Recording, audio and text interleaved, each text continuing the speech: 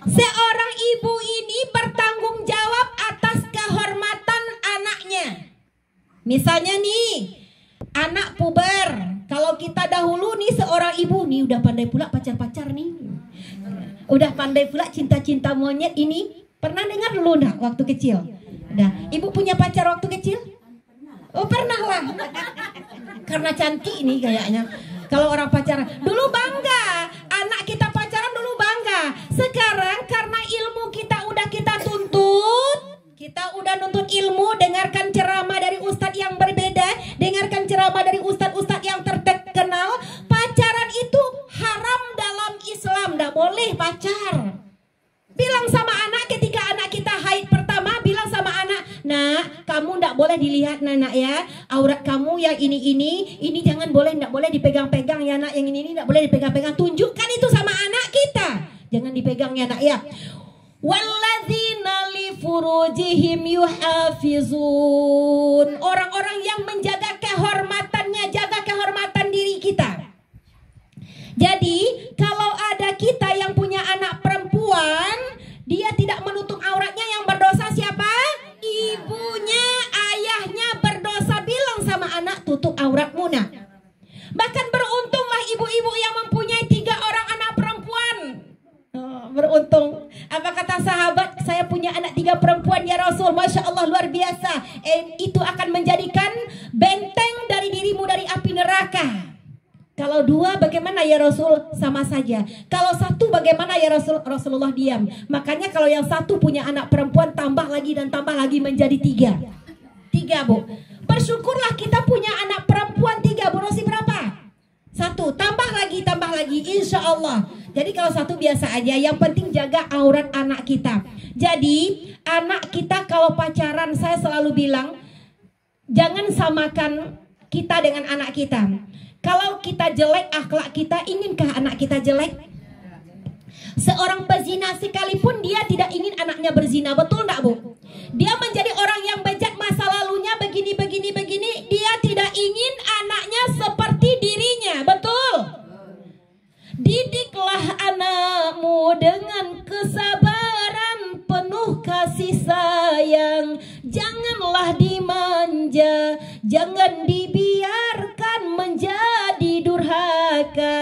Durhaka sama orang tuanya, durhaka sama Allah. Bagaimana durhaka sama Allah? Itulah tadi anak-anak yang pacaran. Ibu maaf, ketika engkau melihat anakmu salah dipandang mata, udah salah dipandang mata nih, udah nggak bisa dipisahkan lagi dengan kekasihnya, maka nikahkanlah anakmu, nikahkan.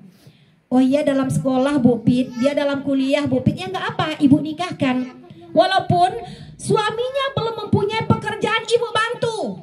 Bu bantu dia, asalkan apa? Asalkan dia jangan melakukan dosa ini, dosa zina. La taqrabu zina, jangan engkau hampiri zina, jangan kau hampiri. Kalau kita masa lalu yang bersalah, jangan anak kita sampai merasa bersalah nantinya. Maka nikahkanlah anakmu sebelum terjadi hal-hal yang tidak diinginkan. Lihat banyak orang-orang yang menahan-nahan anaknya untuk menikah, terjadi hal yang tidak diinginkan. Akhirnya kan nikah juga kan Bu ya? Akhirnya nikah juga kan, tapi nikah menanggung malu bagi orang banyak. Itu maksud saya Bu. Nah jadi ibu-ibu, kalau ada anak ibu yang mau menikah, jangan ibu milih-milih orang. Kan banyak yang milih orang nih. Ada anak mau menikah, dengan orang mana kamu nikah nak? Dengan orang Sumbar, dengan orang Minang. Jangan lagi dengan orang Minang itu. Atau sebaliknya, orang Minang pun sering adu argumen nih Bu ya. Minang kan banyak nih, Pariaman, Solo, Bukit Tinggi, Batu Sangkar, Damasraya kan banyak nih. Ketika orang Solo mau menikahkan anaknya dengan orang Payakumbuh, orang amanah calonmu Payakumbuh ini, jangan lagi orang Payakumbuh tuh patuh sama orang tua. Syukurlah, alhamdulillah.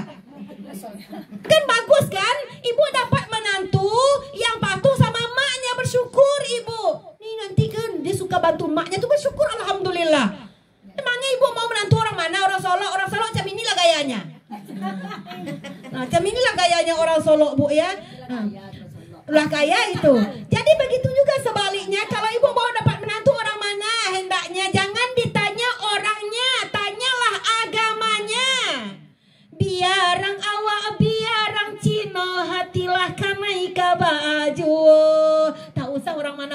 gitu. Bu Rosi aja dapat Rasulullah happy dah kan. Nah, kayak gitu. Ya Bu ya, jangan milih-milih menantu ya Bu. Kalau ibu tidak setuju kepada menantu, benci sama calon menantu misalnya, ibu tidak restu sama menantu, benci ibu. Karena apa? Karena miskinnya mungkin, karena jeleknya mungkin. Tapi anak ibu tetap terpaut hati kepadanya. Karena yang akan tidur dengan menantu ibu bukan ibu, tetapi anak ibu. Kalau kita tidak restu kepada menantu, ibu akan kehilangan 3. Apa kehilangan 3? Yang pertama, ibu akan kehilangan anak ibu. Yang anak pasti akan memilih pasangannya. Yang kedua, ibu akan kehilangan menantu. Ibu tak akan ada di kunjung menantu setiap lebarannya. Yang ketiga, ibu akan kehilangan cucu. Oh, rasailah itu yang benci-benci sama menantu. Jadi mertua-mertua, wahai mertua-mertua, jangan selalu salahkan menantumu. Salahkanlah dirimu. Yang dahulu ketika anakmu mau menikah dengan dia, kau milih-milih, kau tak suka kan sama menantumu yang jelek ini kan. Sekarang kau rasakanlah. Kau tidak mempunyai menantu, kau tidak disayang cucu, kau ditinggalkan semua anak-anakmu. Begitu ya Bu. Saya bisa berkata seperti ini karena saya sudah pernah menjadi menantu. Saya juga sudah menjadi nenek. Jadi saya tahu mana yang boleh, mana yang tidak boleh. You understand? I am glad to meet you. Silakan ibu yang mau bertanya.